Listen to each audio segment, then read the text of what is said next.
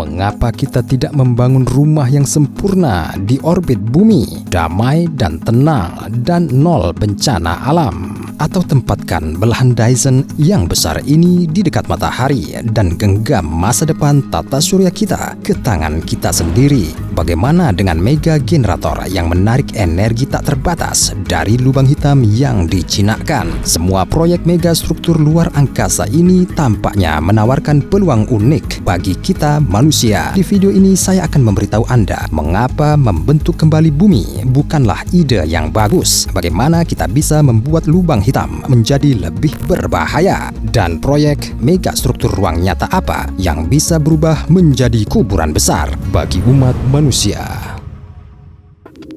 Megastruktur apa yang ingin digunakan para ilmuwan sebagai tempat tinggal permanen masyarakat, apapun resikonya? Pada pertengahan 50-an, arsitek Amerika Buckminster Fuller mematenkan kubah geodesik, akomodasi futuristik yang ideal. Segera setelah itu, dia menghadirkan proyek Cloud9. Ini adalah bola berdiameter 1 km, ukuran minimal yang harus dimiliki sebuah objek untuk disebut megastruktur. Dan betapapun sulit dipercaya kedengarannya, bola itu seharusnya melayang di atmosfer seperti balon udara. Fuller menghitung bahwa untuk memungkinkan hal ini, udara di dalam Cloud9 harus 1 derajat lebih panas dari udara luar.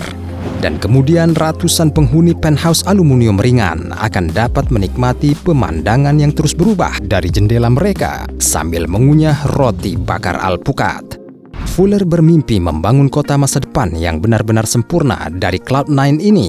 NASA merancang ide dan menawarkan untuk memulai proyek koloni awan di Venus. Tapi begini masalahnya, akan sangat sulit untuk menjaga Cloud9 tetap tinggi. Di Venus ini adalah tiket sekali jalan menuju neraka asam, dan di bumi Cloud9 dapat diterbangkan oleh angin kencang di atas lereng dan kemudian akan menemui nasib yang sama seperti kapal udara. Pada tahun 70-an, fisikawan Gerard O'Neill menyimpulkan bahwa megastruktur yang layak huni sebaiknya ditempatkan di luar atmosfer planet.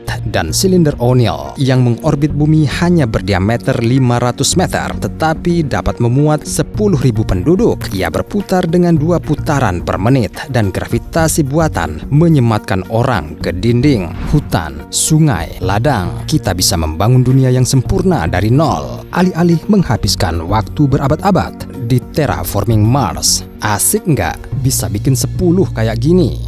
Meskipun sinar kosmik dapat merusak pesta, hanya dalam beberapa tahun penghuni silinder mewah akan menerima dosis radiasi yang mematikan karena tidak akan ada lagi atmosfer bumi yang melindungi mereka. Dan untuk mengubah megastruktur ini menjadi kuburan besar.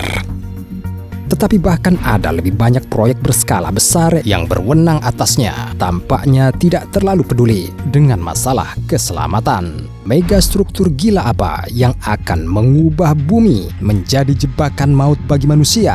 Pada pergantian abad ke-21, arsitek Swiss Christian Waldvogel memutuskan untuk membangun kembali seluruh planet kita. Proyek supernya, Globus Gases, mendesak kita untuk hampir membalikkan bumi dan mengobrak-abrik semua yang dimilikinya. Waldvogel menjelaskan prosesnya secara rinci, mulai dari membangun elevator ruang angkasa dan kubah jendela yang melengkung ke dalam hingga mengangkut mantel dan kerak bumi ke orbit. Pada saat yang sama, gravitasi secara bertahap akan beralih dari inti bumi ke selubung luar yang berputar. Seperti silinder O'Neill, sinar matahari akan masuk melalui jendela-jendela besar.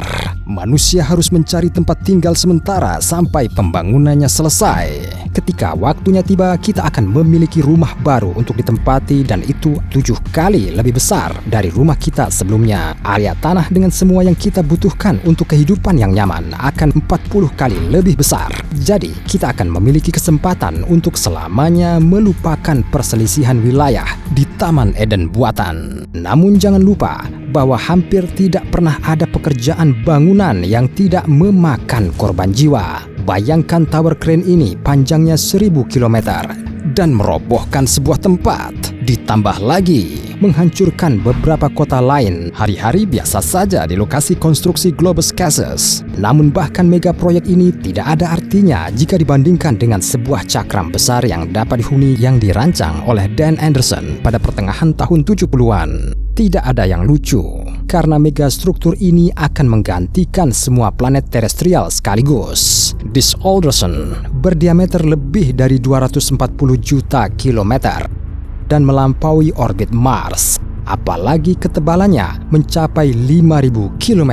Sebenarnya, bagian cakram yang dapat dihuni hanya akan berupa jalur sempit di tengahnya, tetapi bahkan luas ini akan menjadi 50 juta kali ukuran bumi. Menurut ide Alderson, ini akan menjadi tempat tinggal yang sempurna bagi triliunan orang. Bagaimanapun, jangan pernah lupa untuk membaca tulisan kecil saat membeli real estate, karena matahari akan selalu terletak di sisi yang sama. Disk Alderson akan diselimuti senja abadi. Anda tidak akan bisa berjalan di permukaan yang rata karena Anda akan selalu ditarik ke samping. Kayaknya kita harus meminta kambing gunung untuk melatih kita panjat tebing. Tetapi bahkan ketidaknyamanan ini tidak akan berlangsung lama. Gravitasi pasti akan mengubah benda berbentuk aneh kembali menjadi bola lama yang bagus. Disk Alderson akan lebih berat dari matahari dan benda-benda ini pasti akan bergabung menjadi bintang terang baru dan triliunan orang akan menjadi bahan bakarnya. Tetapi bahkan bintang ini tidak akan ditinggalkan. Insinyur yang pandai dengan imajinasi yang hidup pasti dapat menemukan sesuatu yang besar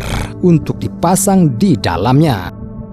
Seberapa berbahaya megastruktur yang dibangun di sekitar matahari? Saat ini tata surya kita sedang melaju di orbit mengelilingi inti galaksi dengan kecepatan 250 km per detik. Rasanya seperti kita sedang duduk di dalam mobil balap tanpa setir. Bagaimana jika ada kecelakaan yang menunggu di tikungan? Maksud saya, tabrakan dengan bintang lain atau lubang hitam. Leonid Skadov, seorang insinyur Soviet, bertanya-tanya apakah ada cara untuk mengarahkan tata surya kita. Waktu dulu, pada akhir tahun 80-an, dia mendapatkan ide tentang mesin bintang. Ini adalah cermin berbentuk busur berdiameter 300 juta kilometer yang membuatnya sedikit lebih besar dari orbit bumi. Radiasi matahari memantul dari cermin ke satu arah dan mungkin menggerakkan matahari bersama dengan semua planet. Menurut perhitungan Skadov, hanya dalam 200 juta tahun, mesin ini akan membuat tata surya kita melayang jauh 80 tahun cahaya. Itu akan menjadi kemenangan teknik terbesar yang pernah dilihat umat manusia. Meskipun masih diperdebatkan apakah kita masih hidup merayakannya. Jika pendorong Skadov tiba-tiba mengalami dekalibrasi, knalpotnya akan memanggang bumi menjadi tumpukan abu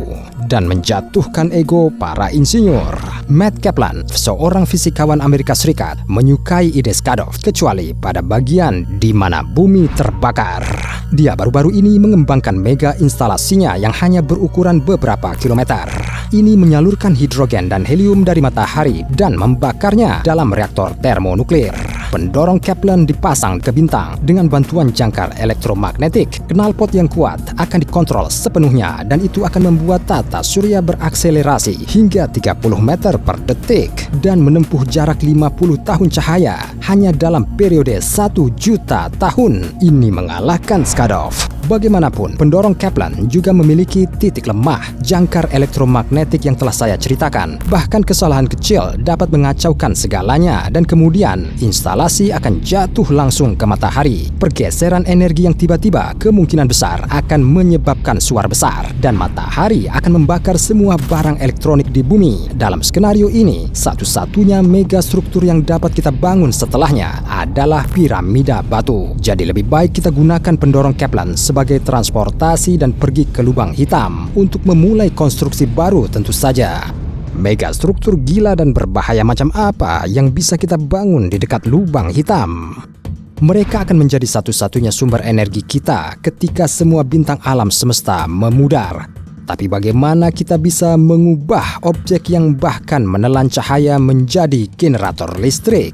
fisikawan Roger Penrose menemukan solusi cemerlang untuk masalah ini dan dianugerahi hadiah Nobel untuk penelitiannya tentang lubang hitam. Untuk meluncurkan proses Penrose yang dijelaskan pada awal tahun 70-an, kita memerlukan lubang hitam yang berotasi. Cakrawala peristiwanya dikelilingi oleh wilayah abu-abu yang disebut ergosfer. Area ini memutar ruang waktu di sekitar lubang hitam. Dimungkinkan untuk keluar dari sana dan Anda bahkan akan dapat bonus. Penrose menyarankan untuk meluncurkan roket 2 tahap ke ergosfer. Propelan jatuh ke cakrawala peristiwa dan menghilang untuk selamanya. Bagian roket yang tersisa dipercepat oleh kelebihan energi yang dihasilkan oleh lubang hitam yang berputar dan melesat keluar dari ergosfer dengan kecepatan yang jauh lebih besar daripada kecepatan sebelumnya. Untuk membangun generator, kita perlu membangun 2 stasiun di dekat lubang hitam, masing-masing sepanjang belasan kilometer. Stasiun pertama akan memancarkan cahaya, yang kedua akan menangkapnya. Satu kedipan senter di satu sisi akan memberi kita laser yang kuat di sisi lain berkat ergosfer yang memberikan peningkatan kecepatan. Dengan cara ini, kita dapat menghabiskan energi dari lubang hitam selama miliaran tahun dan mendukung koloni kita yang berkembang pesat. Bagaimanapun, untuk menghindari kebocoran energi sekecil apapun, sebaiknya kita memojokkan lubang hitam dengan 2 busur cermin yang digunakan dalam pendorong Skadov.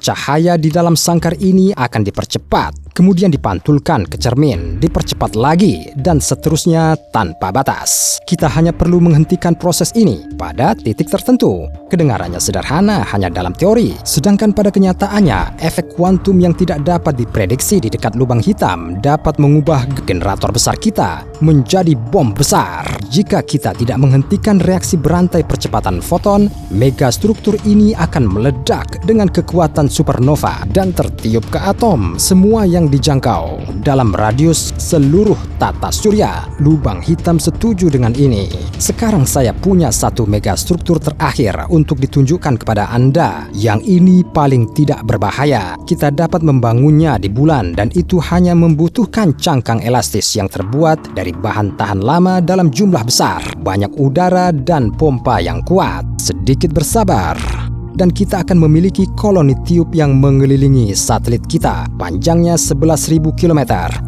Ada lubang di suatu tempat. Sebuah meteor menabrak dinding. Tidak masalah, cukup lakban saja.